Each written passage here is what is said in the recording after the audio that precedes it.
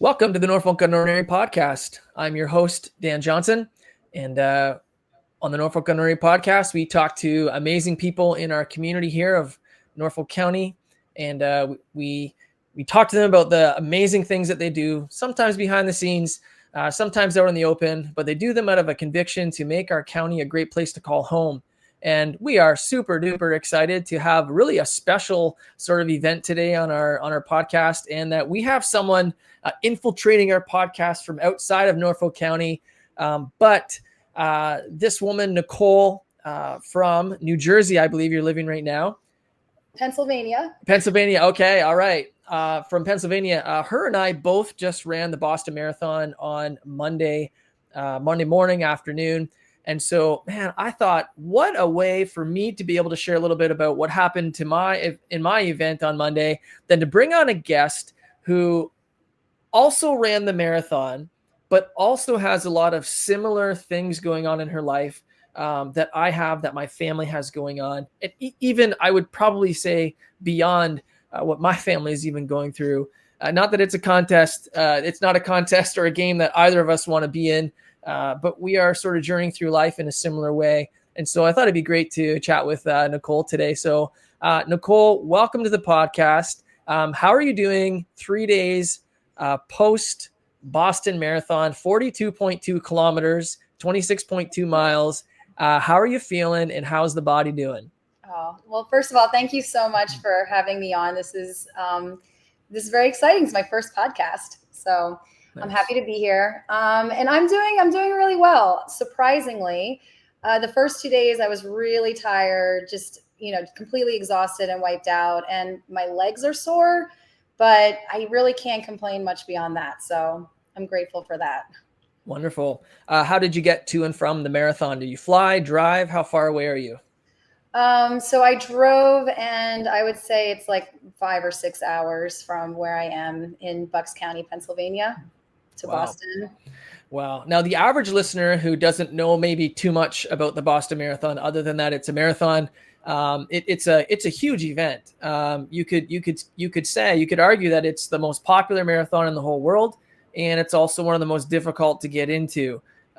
Statistically, it's very difficult to get into. You have to be fast, and you have to be up for a difficult day, a challenge. And whether you're a charity runner who signs up to raise a boatload of money for a charity, or you have to qualify with a time within the time boundary, the Boston Marathon is just an iconic and huge event. Is this your first, or is this like your 10th? I mean, I've met people. There's a guy there that was doing his 55th. I was like, wow, 55. Really? Yeah. So how about you? That was my first marathon. And I'm not sure if it was my last. That was your first marathon, period? Period. Mm-hmm. Okay. And so what kind of running background do you have in your life? So I was able to do the Boston Marathon because of being a charity runner. So I would have never qualified for this event otherwise. And a lot of it has to do with my backstory, which I'm happy to just jump right into if you'd like me to. I'd love to hear it. So after I lost my son, Wes, just through my own, well, it's a much bigger story than that. Should I just start there? Should I start with Yeah, go ahead. Yeah. So my son, Wesley, when he was 4, he was diagnosed with a very rare form of pediatric kidney cancer called diffuse anaplastic Wilms tumor. And just as if that wasn't crazy enough, at the same time, I was also going through cancer treatment for a stage 4 cervical cancer diagnosis. So I was diagnosed in July of 2022, and then Wesley was diagnosed 2 months to the day later. So it was July 1st for me and September 1st for him. And so we went through that journey together. Unfortunately, Wesley did pass in June of 2023. So what happened after that, shortly after, I learned that I still had cancer. So we had gone through treatment together. I had gone through a radiation protocol that was supposed to put me into remission. So in June, we lost Wes. And then it was August that I had my next scan, which we were expecting to be clear, and it wasn't. So I had to go, back into full force fighting cancer. And so at this time, I decided to make a very robust integrative protocol to essentially, heal myself. And I did do the conventional treatment again. But one of the biggest things I did in my integrative approach was I started running. Wow. And there's actually a lot of scientific data for exercise in general, but especially running. Running is very, very good for your lymphatic system. Having your heart rate up high in like a cardio zone for an extended period of time is actually proven to prevent metastases and actually has like cancer fighting potential. So wow. I decided to add that to what I was doing, but something about it that was even more personal for me was that I've never been a runner. I actually hate running. And it was one of the things that when I was running, I had a lot of resistance to it. And one day when I was running, it really kind of occurred to me how much of like a gift it is to even be able to run. And I really thought about my son and everything that he went through, and that there was nothing that I could do that would be as hard as what he did. And if he was able to go through what he was able to go through and still keep a smile on his face, as a small child, that surely I can do some of these hard things too. So I started running every day.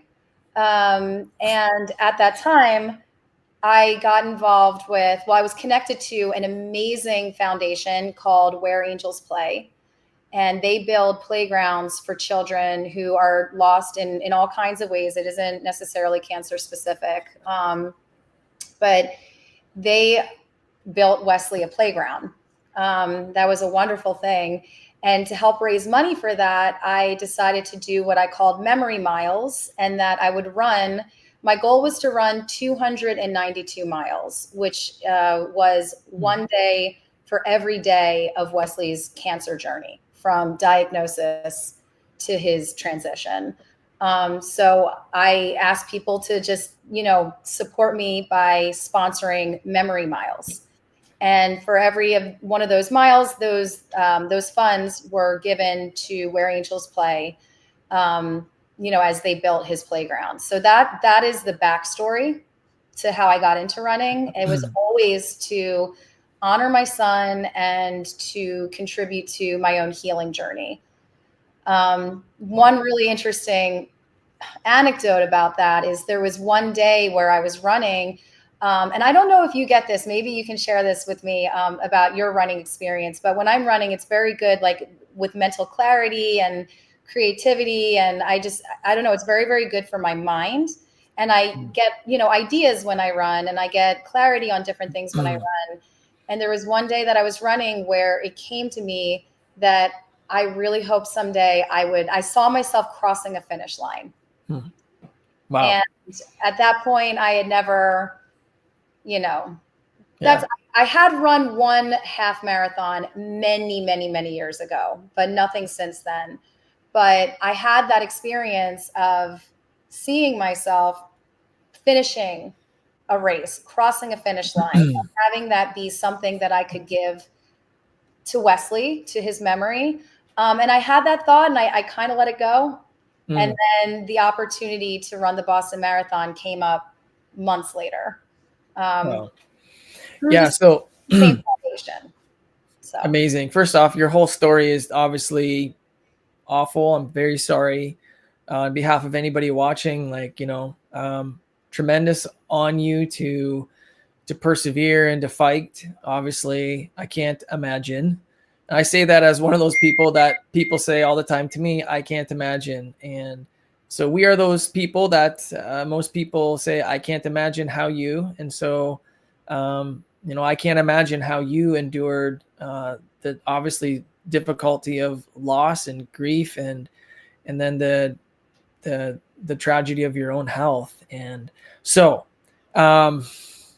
you seem like an optimistic person. You seem like let's get a plan together and let's keep moving, which is an outstanding thing. Running. Yeah, running is a great time to do a lot of thinking and planning because you have nothing to do. You're just running. You're out in the middle of nowhere generally. If you plan it out right, you get out to a quiet place and you have time.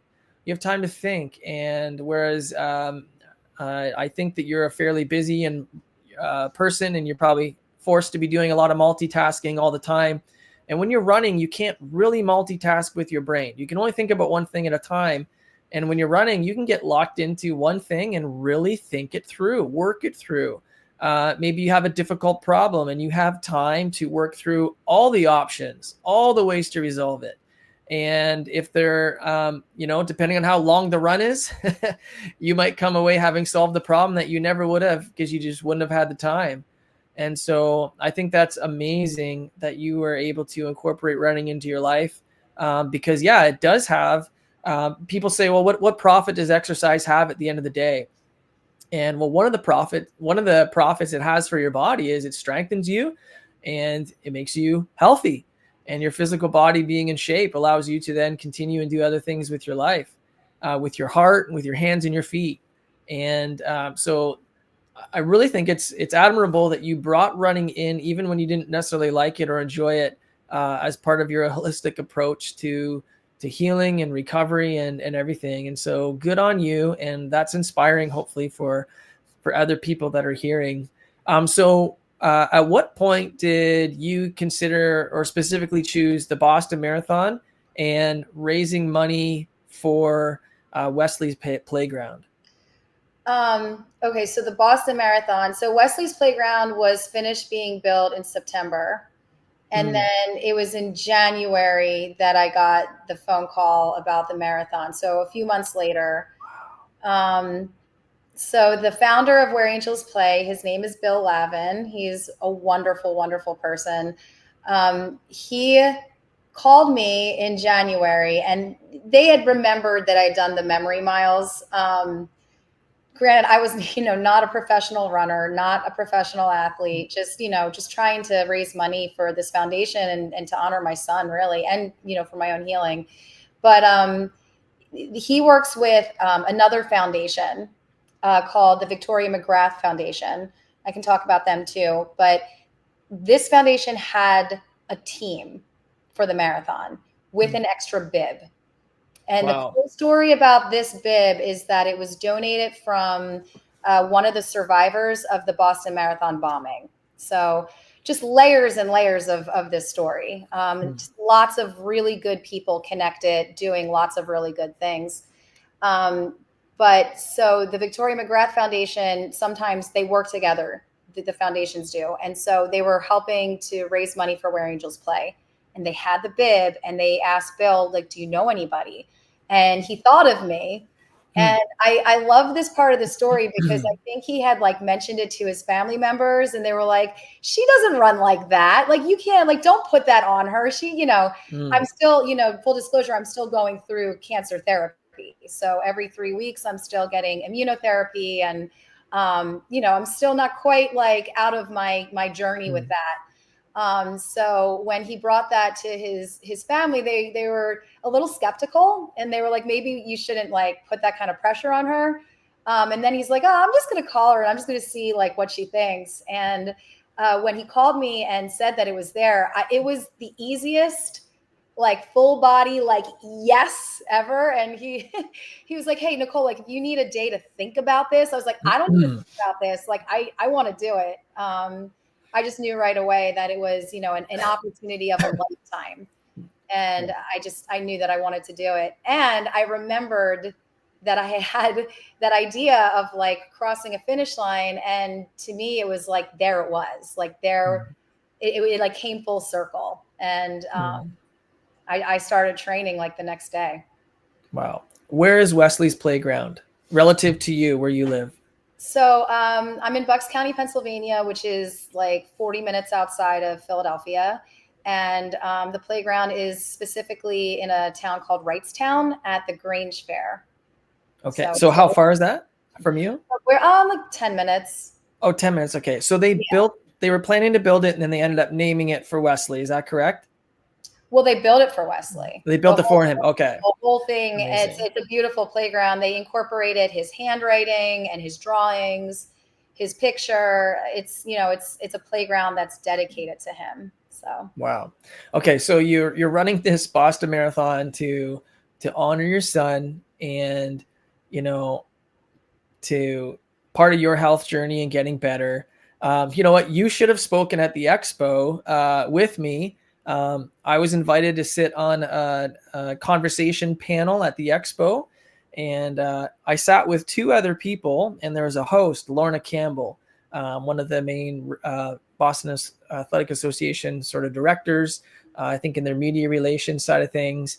And don't hold me to that, but I think that's her role.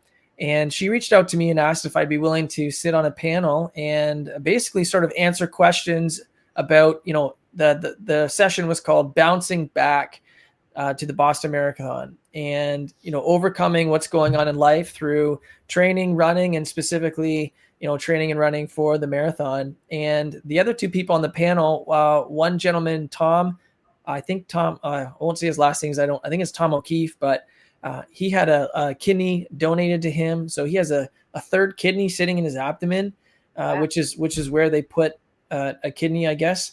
And so, and he ran it with the Jorge, the man who donated his kidney to Tom.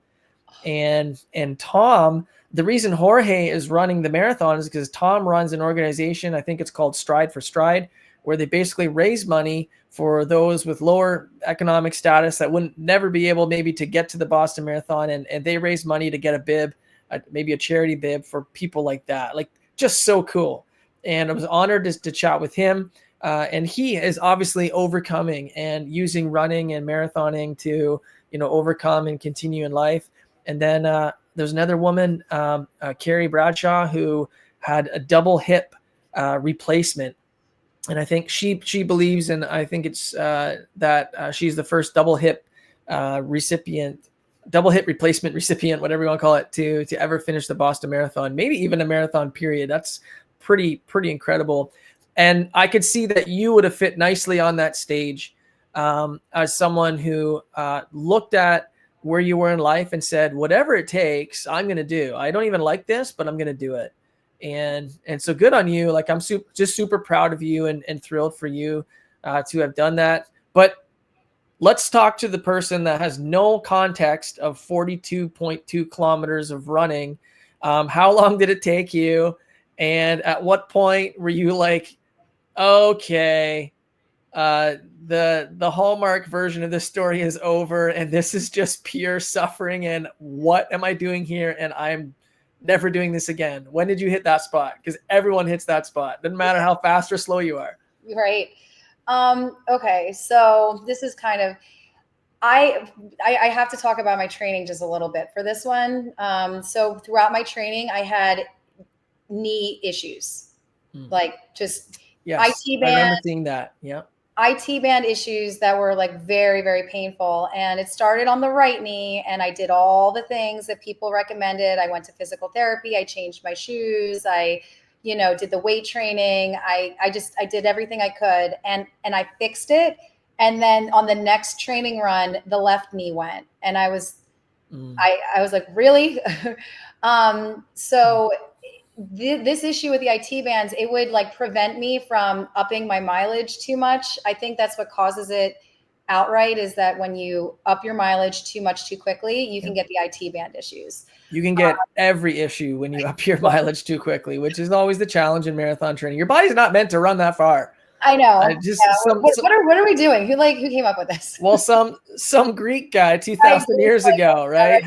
Had to run, you know, back in the day, they would, after battle, they'd send a guy to run to tell the king what happened. And I think that's the story of the marathon. Yeah. We have email now. We don't have to do that anymore, right? And I think, whether this is legend or true, the guy fell down and died. So I saw that.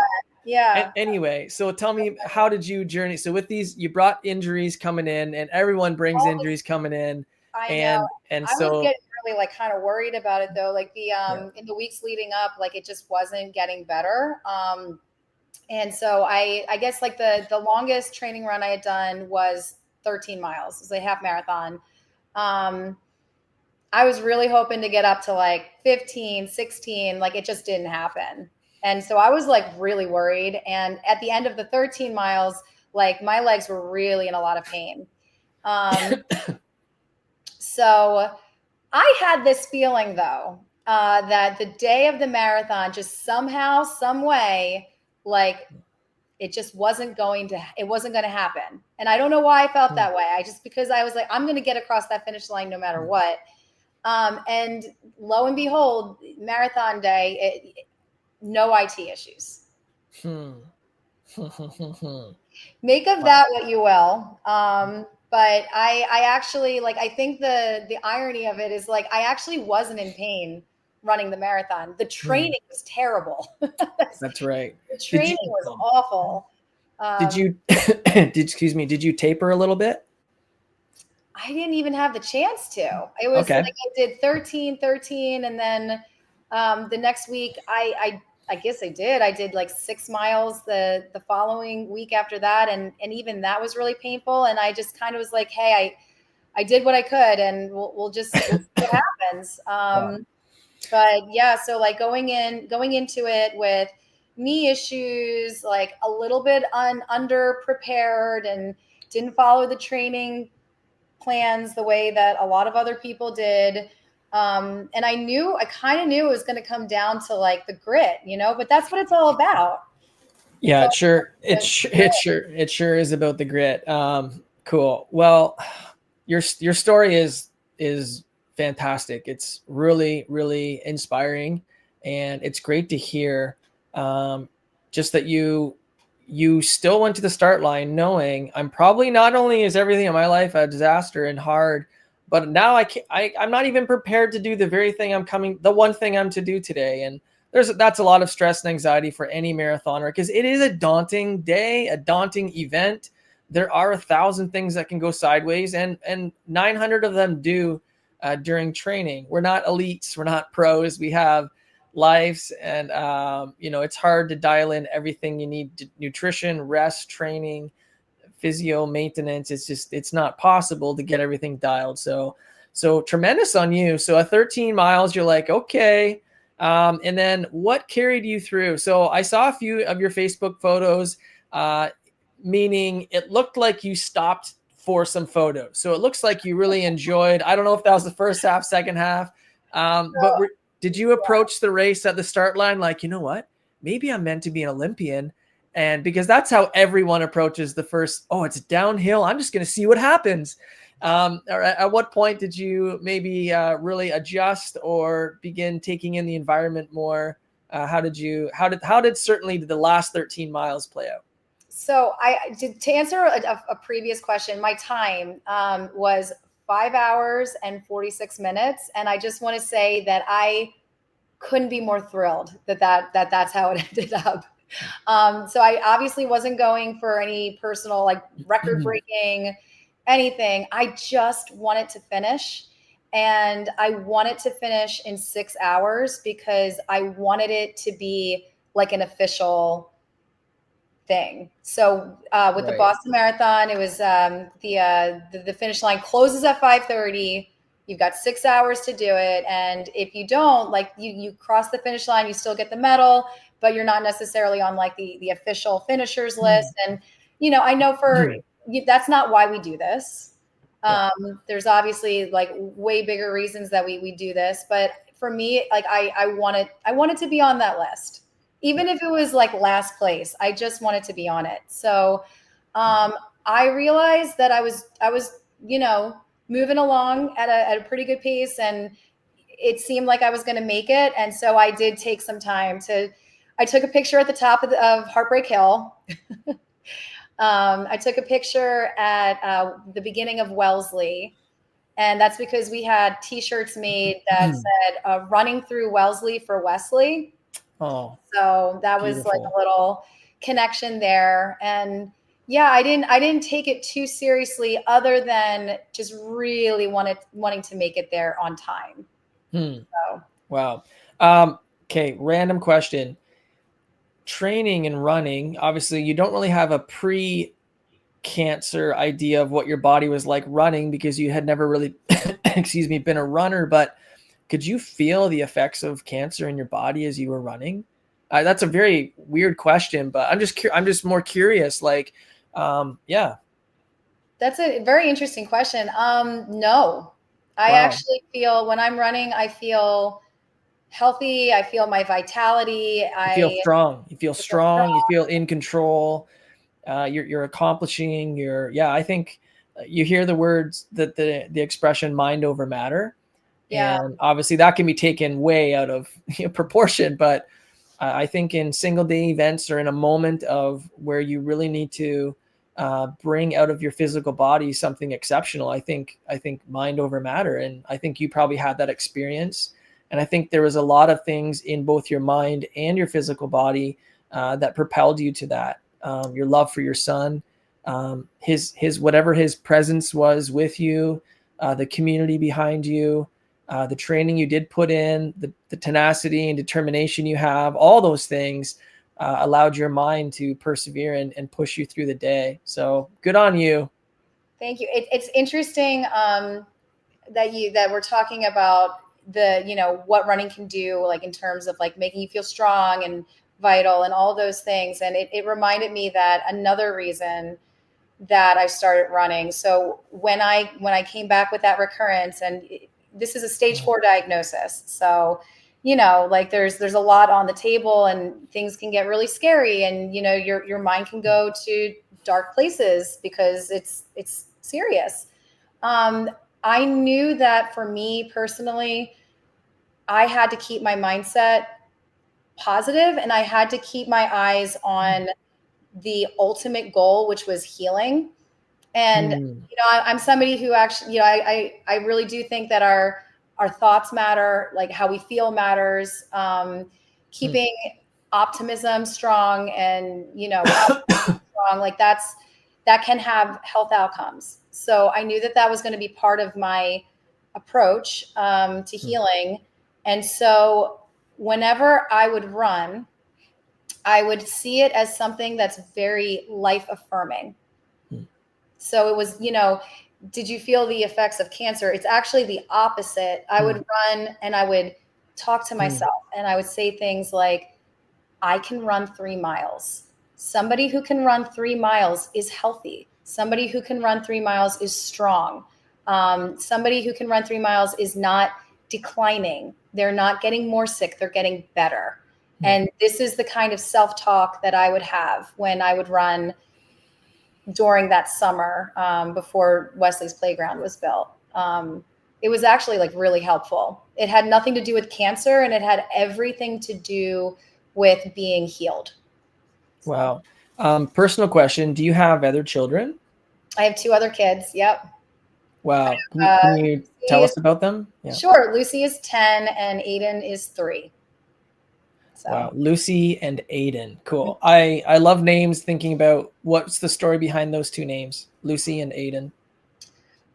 Lucy, her name means light. That was So, my son, Luke, bringer oh, of light. okay. Here we go. Same. Luke, Lucy are the same etymology of the name. So yeah, Yeah. cool, beautiful, And Aiden, his name means like fiery. fiery. Oh no, what were you? Did you curse yourself? No. Oh He's, no. he's he's like a little ball of energy though, and like a little ball Okay, of good. sunshine. So it actually does suit him. Right. Those are what their names mean. Okay. My son has, I think, a friend at school named Damon. I'm like, I'm pretty sure that means demon. I'm Yeah. like, I don't think you want to name your kid. But anyway, it's all good. Do you have other Um, kids as well? yeah. Uh, for the person watching here, if you don't know me, so my name is Dan. Hello. Nice to meet you all. My wife, Jill. And then we had 3 children. Hosanna is 12 in grade 7. Pierce is 10 in grade 5. And then our youngest son, Luke, he passed away last July 7th, 2024, from disease in his brain. And yeah, his name was Luke, and bringer of light. And oh boy, was he ever a bringer of light. He was, just a tremendous young man. and love my children. Did not bring them to Boston. Boston is very expensive, so we had to really think it through. It was also Easter weekend here in Ontario and in the States and in the United States. And so, our kids would have missed all their cousins and family events. So they just stayed put for the weekend and sort of followed along. I don't think the kids were actually that interested in following their dad on Monday. They were playing outside. It was beautiful weather. And yeah, they're tremendous. Certainly, as a father, as a mother, speaking for myself as a father, whenever I'm running or doing really anything that's maybe in the category of self-improvement or, staying healthy, I'm staying strong, doing something difficult. I think of my children in the sense of I'm modeling to them. I'm discipling them, to use a biblical idea. I'm bringing them under my care, and I'm leading them like a shepherd with a sheep. I'm protecting them like a shepherd with their sheep.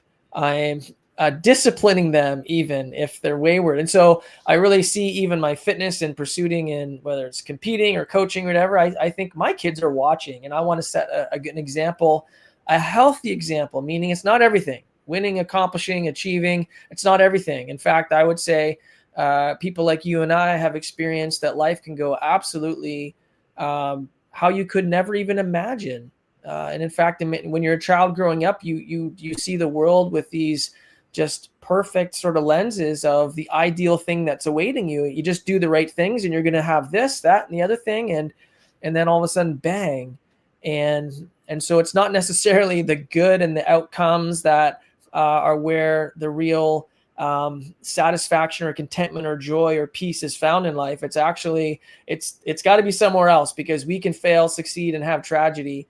And but we continue persevering for our children. They're watching, and I think that's an amazing thing. So it's great that your children, obviously Lucy is 10, your younger one probably doesn't really know what's going on yet, but were they cheering for mom on Monday from afar? They were. There was also Easter festivities, so yeah, but they were cheering me on from afar.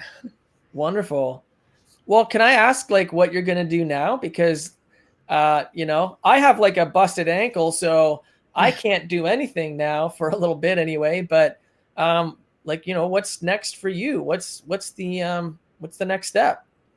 In terms of like health stuff or like life stuff, or I think I'm going to take a little break from running. I think I'm good on that for a little bit. Or I'm actually looking forward to taking all of the pressure off, getting those long runs in, and then just going back to the ones that I really enjoy, which is 2 or 3 miles, followed by a cold plunge, and then breath work and meditation. That's like my favorite routine, like health routine. So I'm looking forward to just going back to that and knowing that I'm not like missing any, mileage mark deadlines. So yeah. Amazing. Yeah. And then in like your work life or your social life or whatever you like to do, I noticed like you have a pretty good following in social media. And do you have pursuits and things that you're helping other people in their life? And how are you going to continue to give to others as you journey through what you're journeying through? So during I was a wedding photographer for almost a decade before my diagnosis, and I've done like a complete career change. I still do some photography, but not weddings or events or things like that. But when I was going through treatment, as you know, like your whole life changes when either you're dealing with a serious disease or you're caregiving for a loved one going through it. It changes everything, and I knew that there was going to be so much purpose in what I was going through. And that actually helped me get through it. I think that having a sense of purpose is really important when you're trying to win in a healing journey. So I just did a whole career change and went back to school. And I actually just finished, and I'm getting a master's degree in health and wellness coaching. Wow. So I'm really excited about that. And I guess the next step now, the marathon happened and school ended. Like those two things are pretty big milestones. And now moving forward, I think I'm just going to try to, dig into that health coaching career. And I hope some content creation. Like I love stuff like this. So we'll see. Very cool. Yeah. Awesome. Awesome. Yeah. What's next is always a challenge when you're an athlete. And I know that's not necessarily your pathway into running, but you've seen it within the running community. It's some people, it's their addiction. It's their everything. It's their identity. And, I posted with the story of what happened with me on Monday. I had a lot of attention I didn't want that I ended up with the way my race unfolded. But through that, the outpouring of encouragement that I received, I dropped a post in the Boston Marathon 2025 Facebook group. There's like 19 or 20,000 private members in there. And I basically just posted and said, hey, whether Monday was good, bad, or ugly, whether you failed or succeeded, take a moment and think you get to run, right? You get to do this. And your identity is not linked to your accomplishments in life. And because we know that things can come in that have nothing to do with you, they just happen to you. And it's not because you're good, bad, or ugly. It's just life. We live in a broken world, and broken things happen. And so a great way to be prepared for that is just to understand that, hey, life is about more than a running and accomplishing, but it's also great to keep your mind and your body healthy and strong so that you can use your hands and your feet and your heart to do wonderful things, loving your neighbor, loving God, serving, finding the needs in your community, participating with people just to contributing or leading in your community to help make your town or the lives of people around you better. These are all just wonderful things to do with your life. And that message, I think, was received really well for everyone like me who had just I would say, bad and ugly day. I believe that God caused me to step on a handheld water bottle at kilometer 17, not to humble me or break me, because I've been pretty broken and humbled in the last couple of years. And I really do live my life. I strive to live it for others. But I think what God was doing this week was saying, hey, Dan, slow down, because you're running ahead of Luke. Your son, Luke, wouldn't be able to keep up with you at that pace. And if you're going to honor Luke today, you're going to need to do it at his pace. And if I could just tell a story of my son, Luke, 2 months before he passed, so about a month before he moved into palliative care, he wanted to do one more running race. And he was 8 years old, and he'd already had a few under his belt at that point. And so he wanted to do a 3-kilometer run, a race in our near the Toronto area. And so I took him. And at that point, the way his health was moving, I said to him, I said, son, he was aware of his physical limitations at that point. And just to go back a little bit, we had done this race 2 years earlier, and he sprinted up the mountain, and I had to hold his hand back because he was flying back down the mountain so fast, he would have just lost his balance and trips. I had to hold him back. But this race in his current situation was such that I said, son, we can go do the race, but I'm going to have to carry you up the mountain. I don't know if you remember, but there's a mountain. You go up and then you spin around the top and you come back down. And in that moment, he humbled himself and he said, yeah, Dad, I can do that. And so when I stepped on that water bottle at kilometer 17 in the midst of anger and frustration, because I wanted to honor my son with a personal best, with conquering the Boston Marathon, the hardest marathon course in the world, arguably, but the hardest marathon course. It was hot, right? Hot. And we just trained all winter in freezing cold Canada. And I had, a crazy shin splint or stress fracture in my medial tibia on my right leg. I hadn't run for 20 days. I had aqua jogged and cycled a bit, but my heart, my fitness had plummeted really aggressively in that little bit. But I was going out, and none of that mattered. I was going to go and do it to honor Luke. And when I hit that water bottle and went down, that's when I realized, that's not what today's going to be about. Mm. And adapted, adjusted, and ended up running out 25 or hopping, shuffling, just moving forward for 25 kilometers with my wife by my side, and using a medical assisted walker that a woman, not some woman, I now know her. We video called together. Her name is Susie Kuguli. I don't know how to say her last name, from Natick. She was there and offered her walker to me because her husband wasn't home, and just take it. And we hobbled through 25 kilometers. And you talked about your finishing time. So my goal was to finish in 3 hours and 5 minutes, which I don't think I could have done, but that's what I was pressing for. In the first 17 kilometers, I was on pace. I was there. And doesn't mean I would have made it, but in my mind, I was ready to dig deep to try to get it. And man, when I stepped on that thing, it completely derailed my plans. And I then had to start running the numbers and say, because I didn't even know there was a time cutoff, right? Like guys like me don't even know, because I'm just going to go run 3 hours, right? But then one of the paramedics mentioned, like, they were basically wondering what I'm doing. I should just go to the hospital. And I said, no, I'm going. Tape it up. Do whatever you can. And they wouldn't. I said, find me someone who will tape it. And eventually got out on the road, got the walker, started moving. And then I started running the numbers, and I realized I had to pace 12 minutes a kilometer for the next 4 hours and 45 minutes in order to beat 5:30 p.m. And I just did it.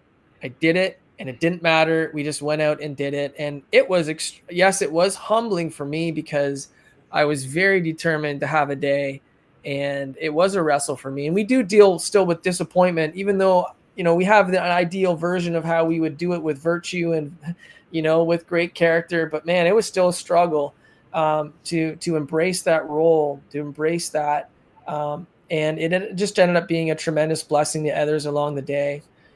Nicole, I'd love for you to tell me how encouraging your story has been to others in your community. And I'd love to hear, because I want to encourage you to, whatever your next journey is, to just continue to give your life away to other people as you care for yourself and take care of your children and your own health. Continue to just use your life every day to give it to other people. Thank you.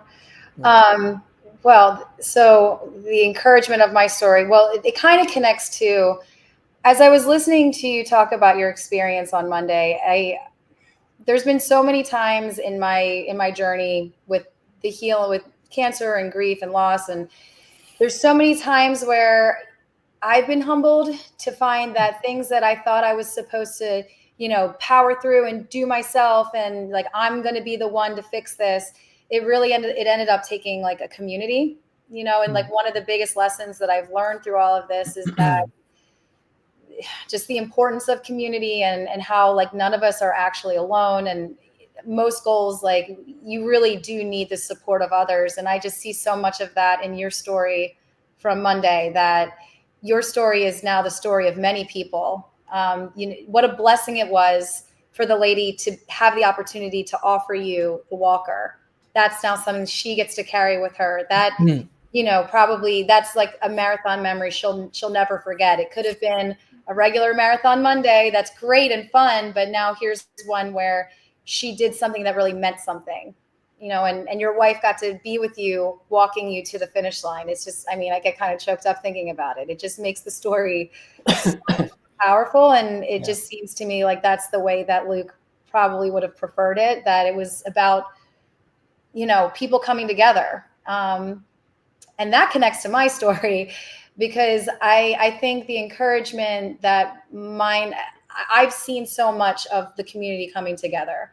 So many of these things are they're out of my control. I am so proud of myself for running the Boston Marathon, but I would have never been able to if it hadn't been for, the foundations that supported me and put me there, for my friend Bill, who, built a playground for Wesley. And so much of my story, I hear a lot of times that, it's inspirational and it's encouraging, but it wouldn't be if it was just me by myself. It's because of everybody else who's like come around.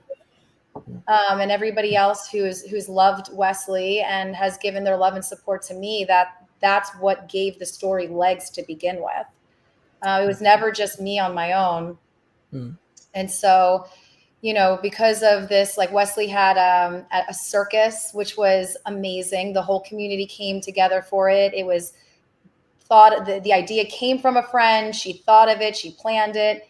Really had nothing to do with me, but it brought the whole community together. The playground, I was the recipient, our family was the recipient. It had really very little to do with me. It was Wesley and the community coming together to build it. And then with the marathon, the same thing. It was like a lot of people got me there. So I think that's there's a message in that it's never really just about us, right? It's about all the people that support us and all the love that we give and receive. And I don't know, I guess that's where the encouragement for my story, I hope, comes from. Awesome. Cool. Well, Nicole, it's super duper nice to meet you. I messaged you months ago, maybe back in the fall. I think someone messaged me and said, hey, you have to meet this person because they are similar in their journey and life experience that we were on with our son. And it was really interesting when this person or when I reached out to you. And so it's great now to actually be able to have a conversation with you on this side of the event. I'm super duper proud of you getting it done.